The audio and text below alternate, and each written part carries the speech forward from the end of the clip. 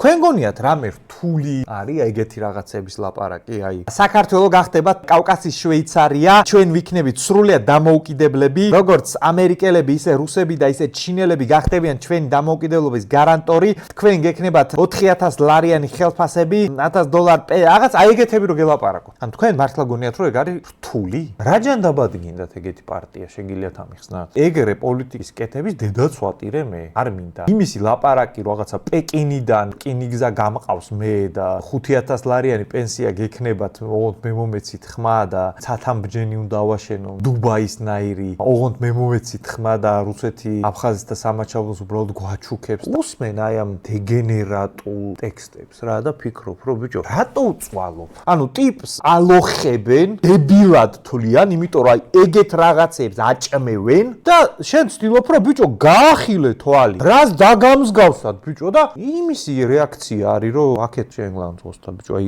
მართლა ჩდება კითხვა, რომ რა უნდა გააკეთო ადამიანს?